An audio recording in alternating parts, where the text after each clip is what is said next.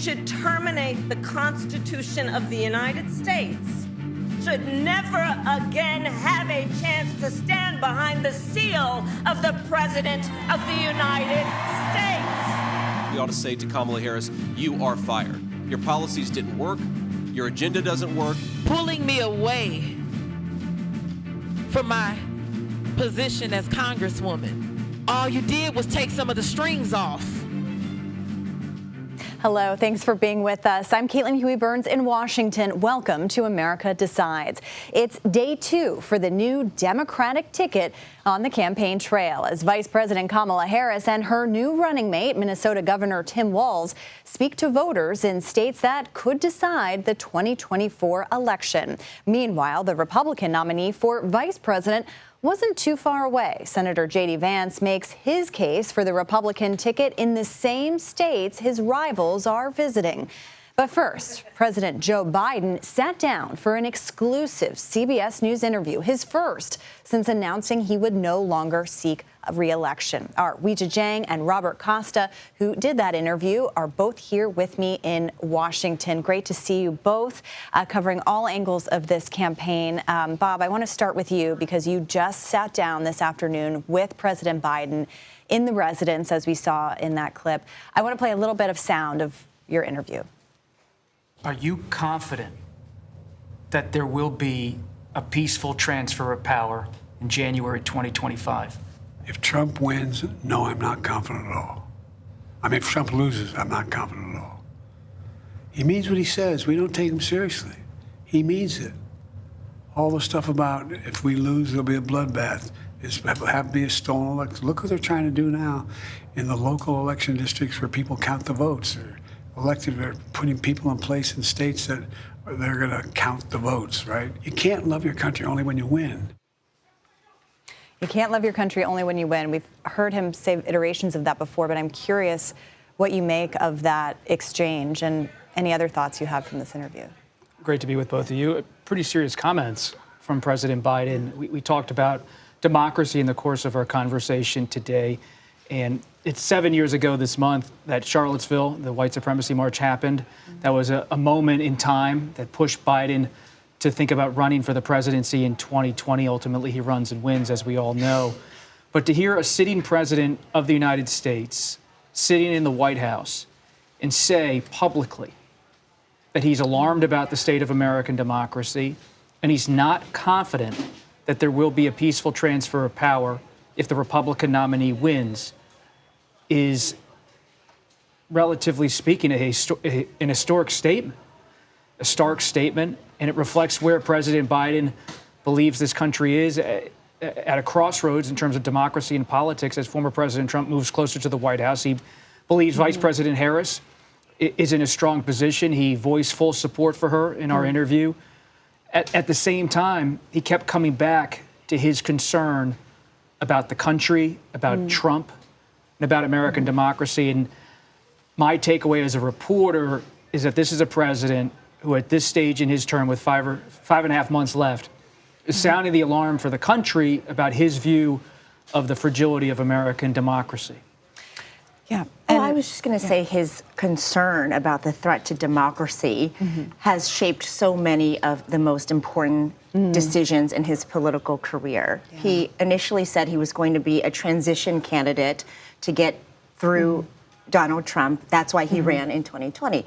One main reason why he decided to run for re-election was, again, because of this fear that democracy was at stake. It is the same reason why he ultimately stepped down, which he expressed from the Oval Office. And he said, you know, this is about saving democracy. And that is more important than anything, including personal ambition.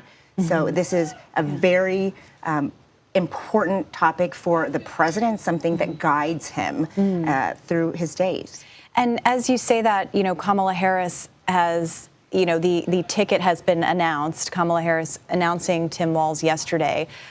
You both have covered this campaign. I mean, the enthusiasm that we saw yesterday for this ticket has been something that has been lacking for Democrats for the past couple of months as they figured it out. Bob, I'm curious, as you talk to the president He's supportive of this ticket, of course.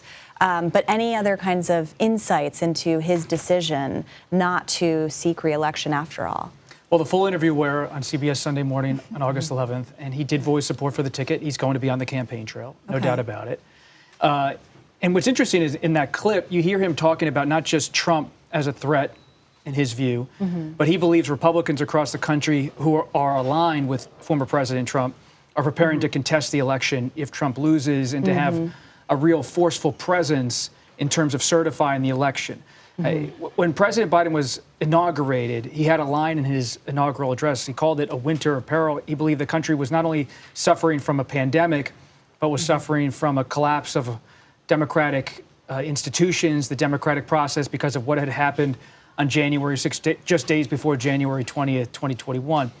And now, 3.5 years later, you have the president sitting in the White House today saying, I'm worried that if Trump's defeated by Vice President Harris, and as you said, there's a lot of momentum, it seems, behind her campaign, just announced her running mate.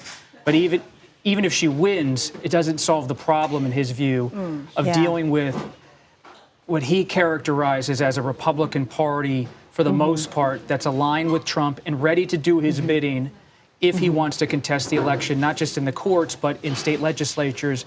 So in a sense, the interview and the conversation was about bracing, in his perspective, for a moment in time that's just on the horizon, should Trump be defeated, where this country's not just going to have a kind of merry walk toward January 2025. And it's a peaceful transfer of power is the core of American democratic, the process.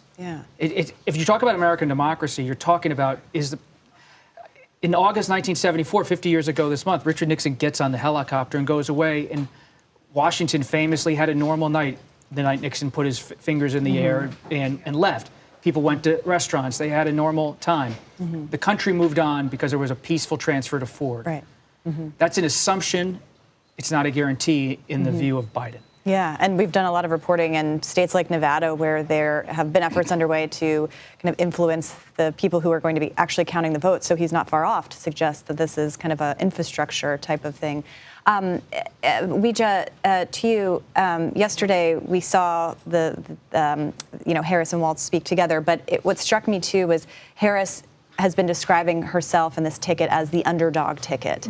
And when you look at polling, the race has tightened, but it's still a very close race. I mean, this is a very divided country. What do you make of her describing the campaign in this kind of underdog status? I first heard her talking about this during a closed-door fundraiser to donors and supporters who had just given a lot of money. And she said multiple times during this event, we are the underdogs. I know through aides who are familiar with her phone call to the governor when she asked Walz to be a running mate. In that conversation, she said, look, we are the underdogs. And then, very publicly to thousands, she reiterated this point at their first rally together. So I think it's very clear that while they are enjoying this chapter right now of momentum, excitement, enthusiasm that is undeniable. I mean, they just raised $36 million in the 24 hours that Walz was announced. They're also clear-eyed that this is a moment that is likely fleeting. And without the luxury of having a big announcement, sooner rather than later, they know that, they're going to have to keep that energy going. And aides say they don't believe they're going to lose to Donald Trump. They believe they're going to lose to people staying at home and apathy, which is why they're trying to generate as much excitement and keep it going, which she continues to point out is not easy. And even though she's closer, she's not substantially ahead where she has enough comfort to say we're good. Right. It will be interesting to see these visits to battleground states as she has been making and will continue to make throughout the week, what that does to gin up support. Bob and Weija, thank you so much, as always, for your reporting, and we'll look for more of that interview on Sunday morning, as you mentioned, Bob. And you see right there, Sunday at 9 a.m. Eastern for that full exclusive interview that Bob Costa had with President Biden, only on CBS News Sunday morning. Well, J.D. Vance is also campaigning in Wisconsin and Michigan today. We'll check in on the Republican ticket. That's next. You're streaming America Decides.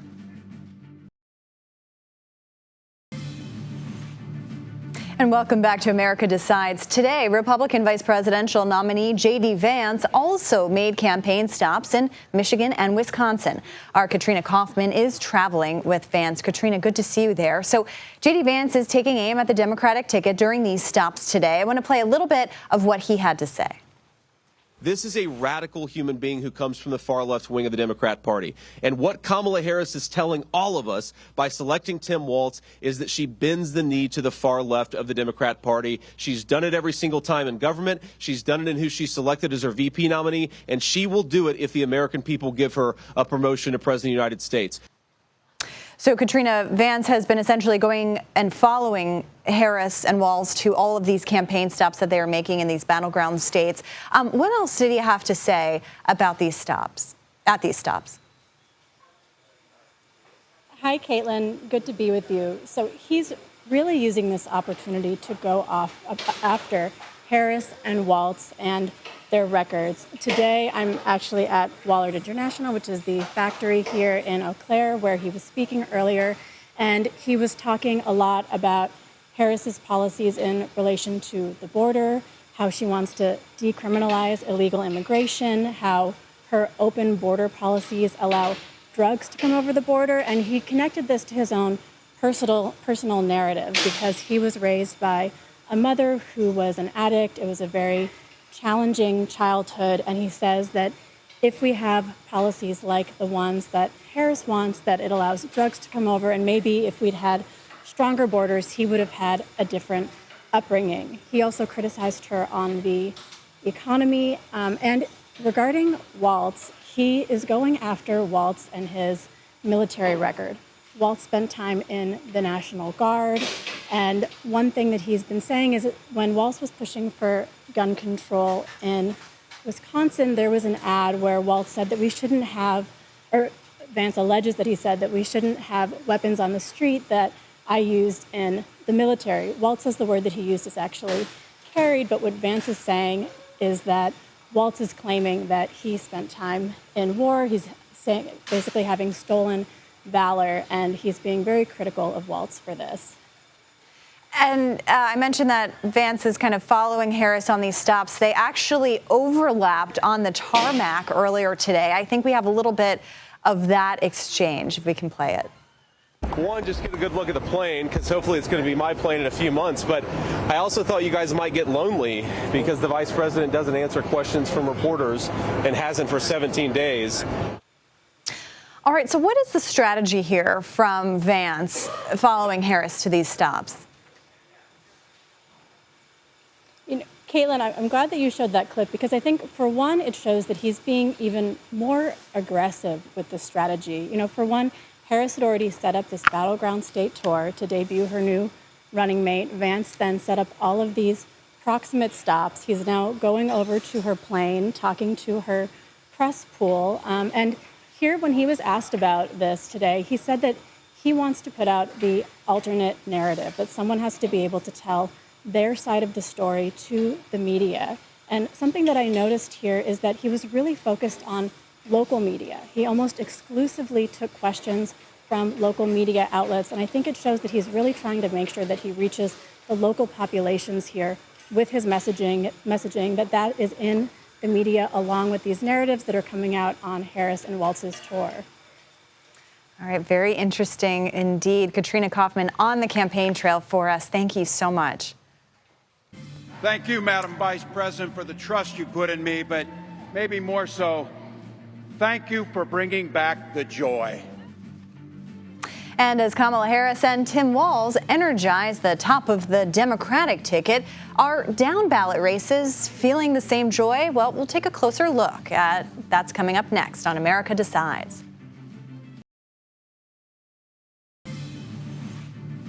CBS News polling reveals that Kamala Harris has changed the race for the White House. But what impact could she and Tim Walz have on down ballot races? Well, no better person to answer that than Jessica Taylor, who is the Senate and Governor's editor for the Cook Political Report, and she joins us now. Jessica, always great to see you. So you have been looking at all of these races all year, but you can't imagine any more fluctuation than we've seen in the past couple of days. Yeah. For these down ballot races, I mean, the House and Senate are at stake. What kind of trends have you been seeing since this new ticket's been announced? You know, what was interesting was even at Joe Biden's lowest after the debate, in the Senate, Democrats were managing to outrun Biden pretty significantly in swing states, in two of the most competitive states, Montana and Ohio, which they're going to need to. And, you know, because it's interesting to me because the past two election cycles, we've seen almost a complete erasure of ticket splitting. In 2016, every single Senate race went the same way as the presidential race did in the state. And in 2020, only in Maine, Republican Susan Collins managed to win her state even as Joe Biden won it. So I've been really struck by, you know, even at Joe Biden's lowest, that Democrats were still doing okay in most of these polls. And so we haven't seen a ton of data. We're starting to get some in since this switch happened at the top of the ticket. But with Harris running even stronger, Democrats are feeling even better about some of these races because the margin at which they might have to outperform the top of the ticket gets even smaller if Harris is doing better. That's fascinating. And it's interesting to see, you know, Bob Casey was at the rally last night. Tammy Baldwin is going to be appearing with the ticket in Wisconsin at these stops.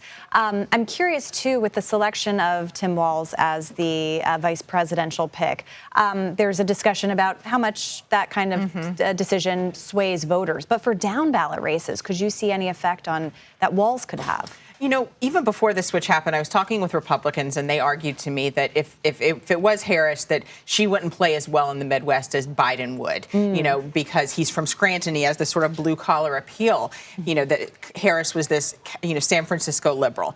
Bringing someone like Walz onto the ticket, who's this, you know, Midwestern, even if he's not from one of those states, I think we saw his reception in Wisconsin today. We're seeing crowds in Michigan. I think he has that appeal in that way. So you see that these senators who were once more reticent to appear with Biden, like Tammy Baldwin, I think Biden's last visit there, she was not there. When Harris has been there, she has been there. So you're seeing, I think, Democrats always feared that it was the apathy that was going to get them. And, you know, even when I mentioned these polling numbers were still okay, Democrats still feared that if they went through more weeks of questions about Biden's age and his fitness for office, that the bottom would drop out. And that would be because their voters weren't going to show up, that they wouldn't be energized. Now you are not seeing that as a problem. Interesting. And I mean, if we could take a step back and kind of look at the Senate map. I mean, we mentioned Wisconsin, we mentioned Pennsylvania. What does the map look like if Democrats want to take over the Senate? I mean, you also kind of consider Joe Manchin's retirement. West Virginia seems pretty much gone for them. Yeah, while these polls are encouraging, we should not shy away from the fact that this is a very tenuous majority that Democrats have. They have a 51-49 majority. You mentioned the West Virginia seat. That one is going to go into Republican hands. So we essentially start at 50-50. That means that Democrats have to defend every single incumbent. Talking about these swing states, they're looking okay there, but it's John Tester in Montana, where Trump won that state by 16. That's a place where does Harris help or hurt, or does she have an impact? He sort of has to run his own race. He also has not endorsed Harris yet, so I think he's trying, you know, he was trying to prove his independence from Biden, I think still from the Biden administration, because he might have to outrun even Harris by as much as 20 points. Sherrod Brown as well, that's a state that Trump won by 8 points. But we've seen recent polling where Harris is behind, Trump is winning that state by 10 points, but Brown is still up 4 points. But those states are just the most perilous, really. So Democrats have to pitch a perfect game. They have to win every single one of these races. And even still, that gets them to 50-50. So they still have to win the White House in order to keep control. Right, and to be able to govern, essentially. Pennsylvania obviously was in the spotlight last night. It was very telling that that's where they chose to essentially launch this new ticket. We're going to speak to Senator Bob Casey later on in this hour.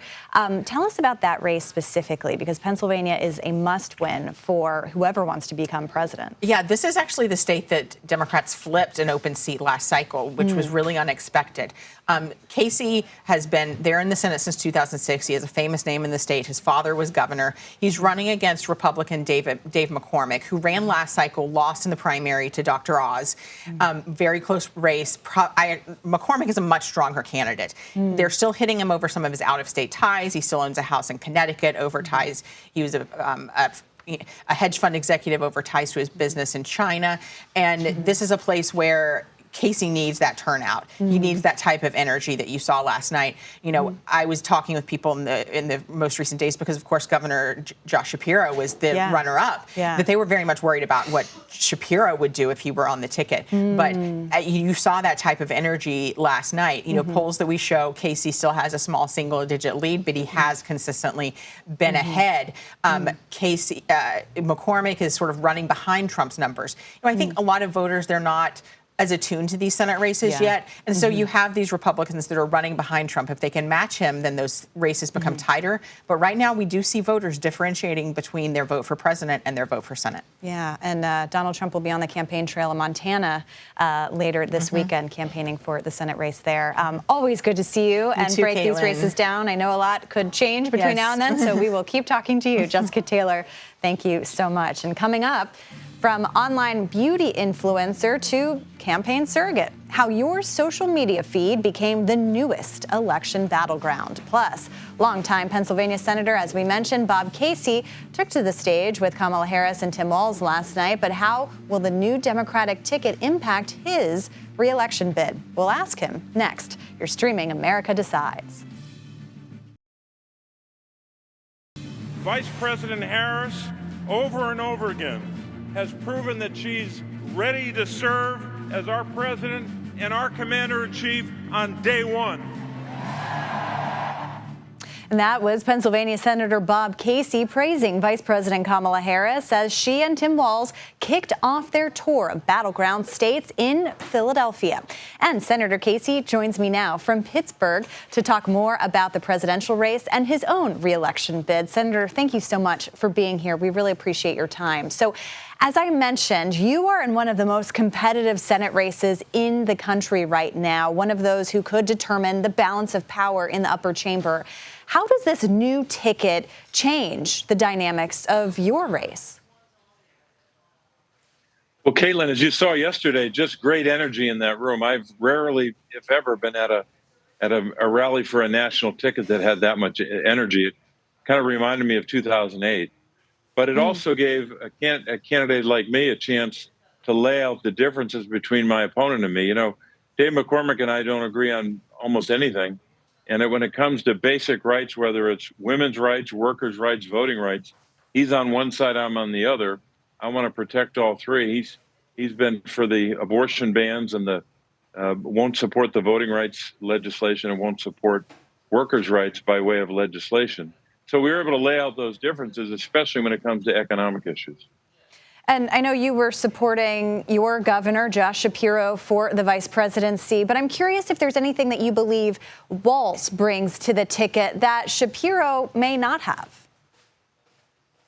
Well, I don't want to compare one to the other. I think either would have been very strong choices. But I think what a lot of voters saw last night, Governor Walz demonstrated that he has a connection to real people's lives. He's been a strong fighter for the middle class. And so I don't think we could go wrong. We had a lot of good choices, but Vice President Harris made that determination. And I know that Governor Walz will be going all across the state. And you saw Governor Shapiro coming out ahead of them and giving them a great lift and a great endorsement. And so he will be working for this whole ticket as aggressively and as in such a determined fashion as anyone. So we're going to have a very strong unified ticket, and it's going to be a very close presidential race in Pennsylvania and a very close Senate race. But I think we'll win both of them, but they'll be very close. And how much do you think your fate is tied to the top of the ticket here? Well, look, I think voters have a lot of information about both races and all the candidates, and they'll make individual determinations. But I don't think there's any question, though, that a lot of voters have a strong sense of what is at stake. I just mentioned that my opponent is on the wrong side of workers' rights, women's rights, and voting rights. And I think that's true on a whole range of issues in many different races across the state and across the country. It's never been a clearer choice. Look, my opponent, just like the National Republican ticket, is committed to the billionaire and corporate tax giveaways that they rammed through the Senate in 2017. That'd blow a hole, a $4.5 trillion hole in the debt and deficit of this country. I don't think many voters want that. I think voters want a tax cut for the middle class, want to lift up the middle class and support vulnerable Americans like seniors and our children.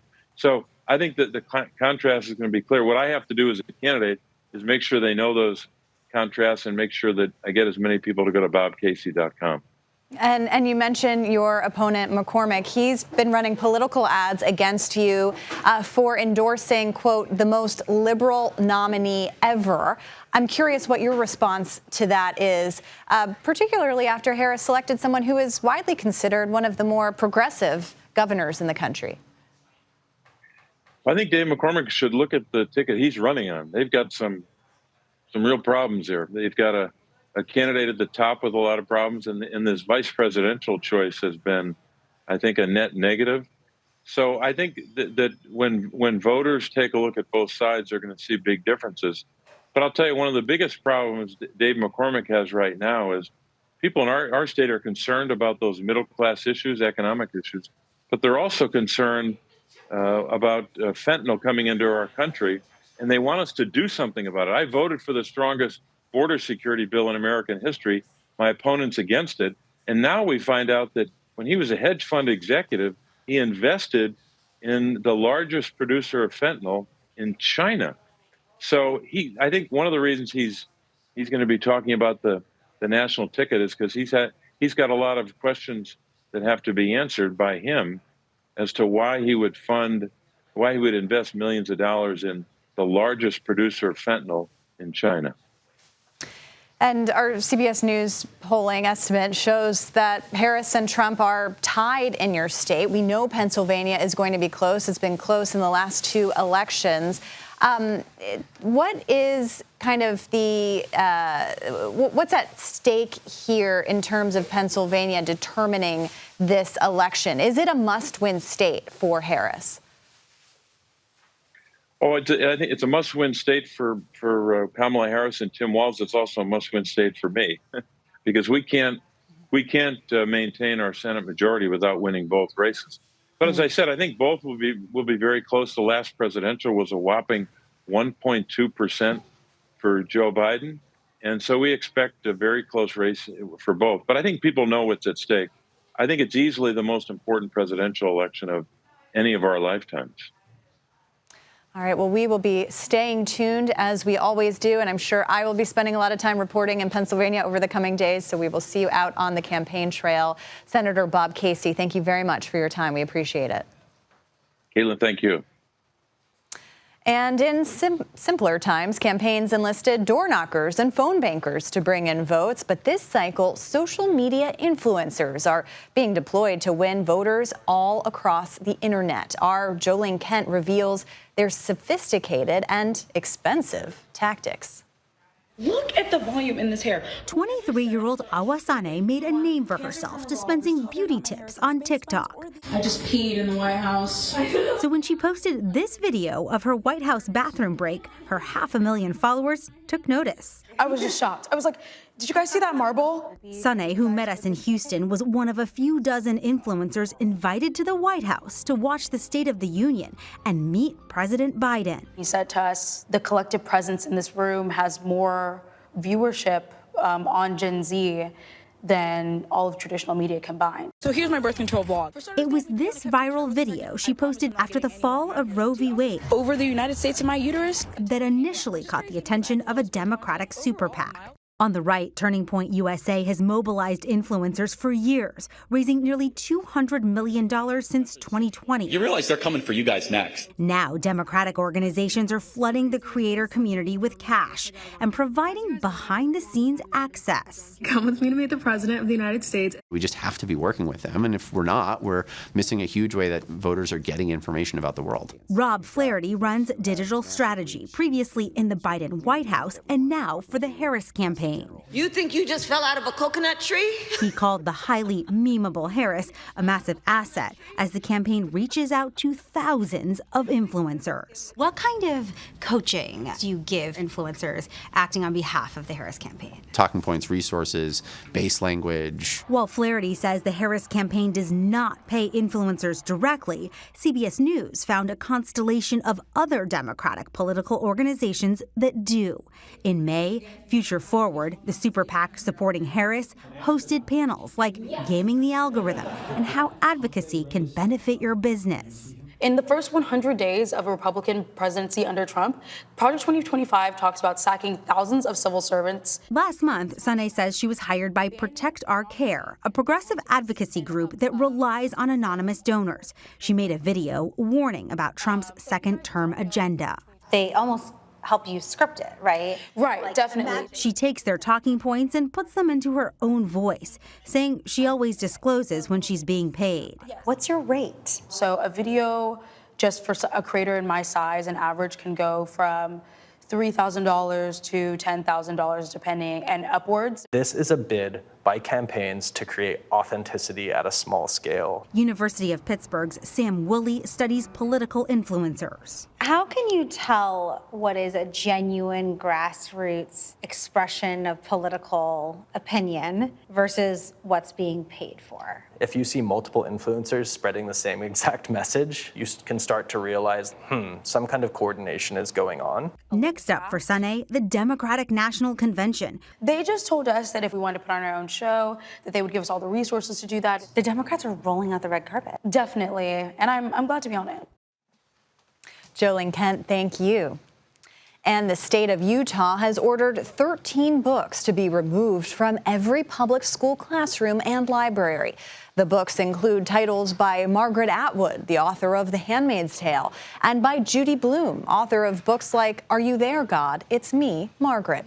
The books are on a list that are prohibited under a new law requiring all of Utah's public school districts to remove books if they are banned in either 3 school districts or 2 school districts plus 5 charter schools. 12 of these 13 books were written by female authors. So I think they have given us a ticket here that represents the far left of the Democratic Party. And Republicans are looking to brand Tim Walz as extreme as Democrats rally around Harris's pick. Analysis from our political panel. That's straight ahead. You're streaming America Decides.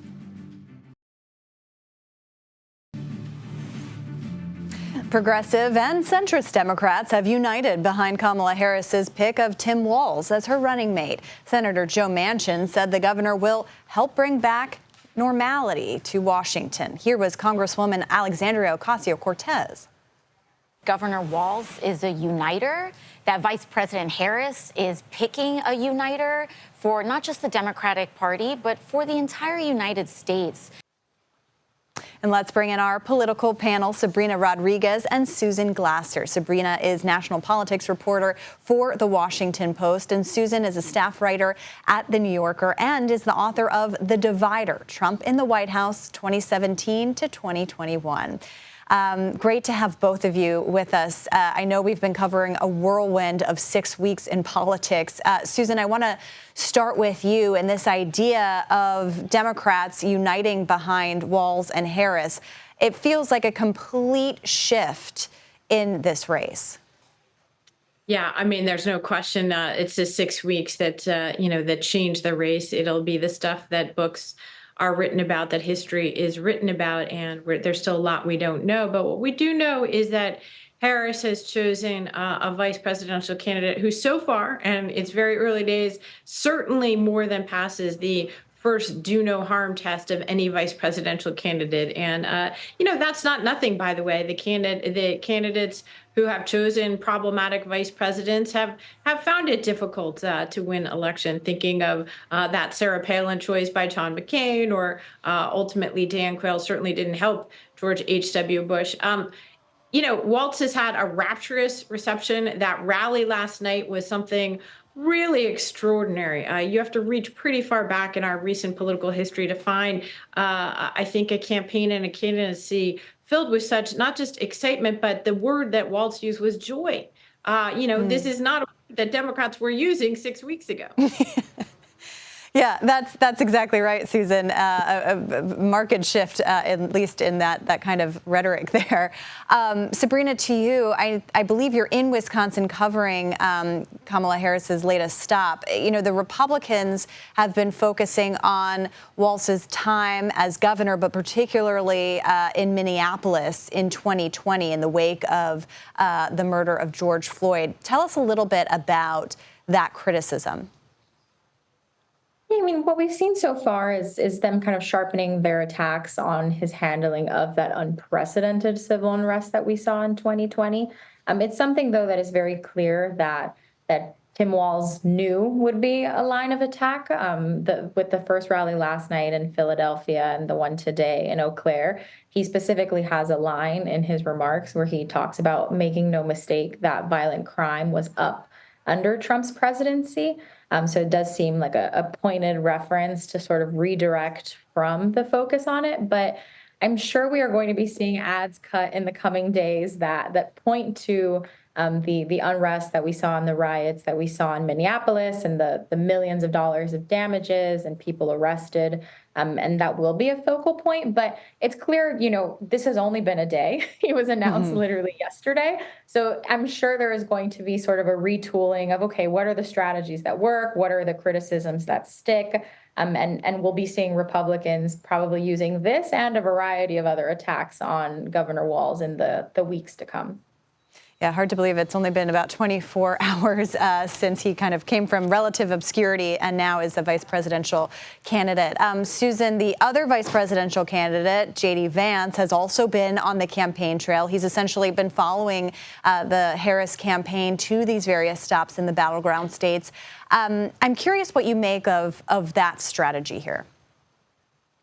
Well, I mean, Republicans have seemed, frankly, a little bit, hornswoggled by this rapid turn of events. You have Donald Trump holed up in Mar-a-Lago or, tweeting or true socialing about, why isn't Joe Biden back in the race? I think that speaks to the extent to which they're having to rethink their campaign strategy and does it still work against Vice President Harris? And so to send J.D. Vance out, he's looking to get in her media slipstream to a certain extent, to follow her around, to get some of the earned media that otherwise the Trump campaign isn't getting right now, to insert himself into the largely favorable coverage that she's gotten over the last few weeks. And so, I think that's a time-honored strategy. The problem is that Vance is not the perfect messenger because the other story of the last few weeks is besides Harris's own fairly successful rollout as the Democratic candidate has been Vance's really botched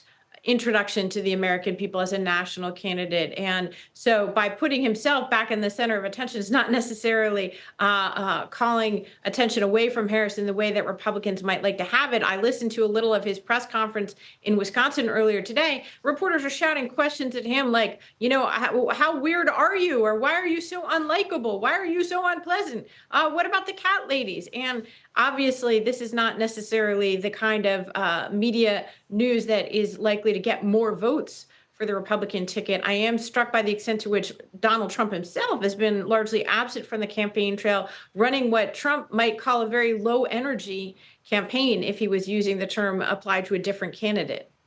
Yeah, especially as Harris and Walz are, trekking across the country to these battleground states. I mean, all of those dynamics considered, Sabrina, this is still going to be a close race. I mean, Kamala Harris described this ticket as the underdog ticket. I'm curious what you've seen in terms of, the momentum on the ground. And of course, the big question is, does that last? I think that's the open question right now is, does that last? But there is no question that the energy has shifted. Just being on the campaign trail from 3 weeks ago to today. And I keep being baffled by the fact that it's only been less than 3 weeks since this happened. But in these last few weeks and seeing Kamala Harris on the campaign trail, I mean, this is a markedly different campaign that is being run. Even just the idea that she is having multiple events in a week, and she is, out here talking to voters. You hear people feeling engaged, feeling optimistic, and feeling that the momentum is on their side. But there is an awareness that this is going to be a tight race. All right, 6 weeks of 2024, a new book title Susan alluded to there. Susan Glasser and Sabrina Rodriguez, thank you both so much for your time. And Missouri Congresswoman Cori Bush loses her Democratic primary. More on the defeat and the pro-Israel group that helped to oust another squad member. You're streaming America Decides.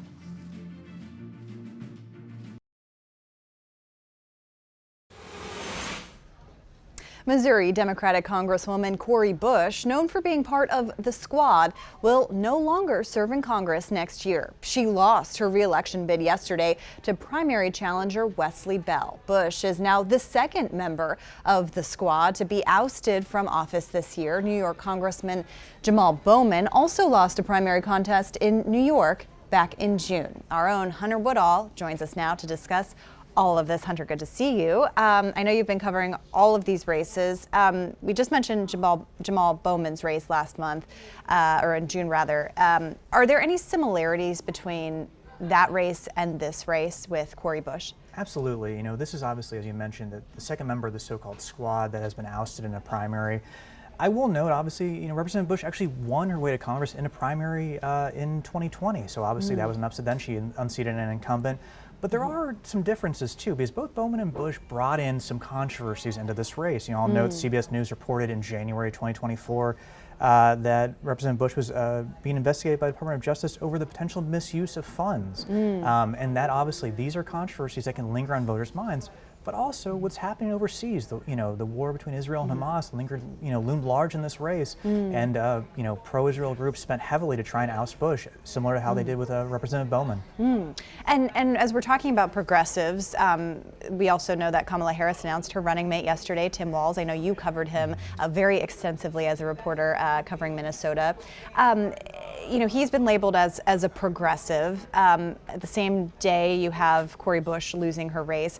Anything to read into that, or how should we kind of be viewing him in that lens? Well, we know in politics, progressives are, there's a large tent here, and what you're seeing here with both Bowman and Bush and their losses, it is notable, but it also shows, when you look at Governor Walz as he had this announcement, he had pledges of support and praise from both Representative Ocasio-Cortez, but also Senator Joe Manchin, which that tells you, that's not often a coalition you see, saying, hey, we're both on the same side here. And I think even AOC noted, obviously, the uniqueness of that.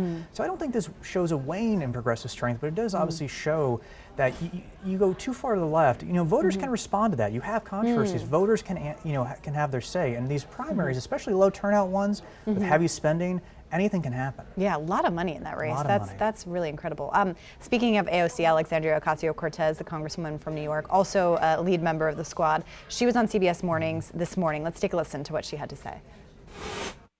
And all of that money was spent against them by a big money system of super PACs and difficult to trace political contributions. That to me speaks to the corrupting role of our current campaign finance system and the fact that it is very hard to be a working class American that gets elected to office and stay in office.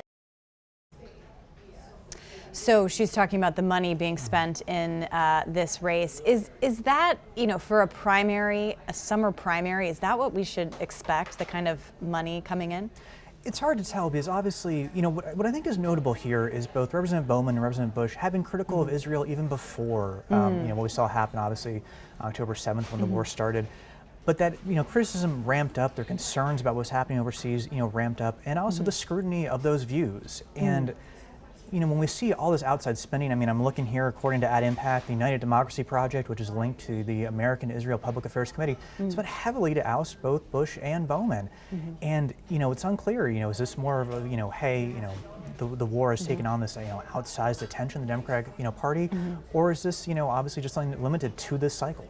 Yeah, and we'll get another test next week with Ilhan Omar, another member of the squad, up for her primary challenge next week in Minnesota as well. So Hunter Woodall, thank you so much for all your reporting. We appreciate it. And that does it for us today. We'll be back with another edition of America Decides tomorrow at 5 p.m. Eastern. The Daily Report with John Dickerson starts right now.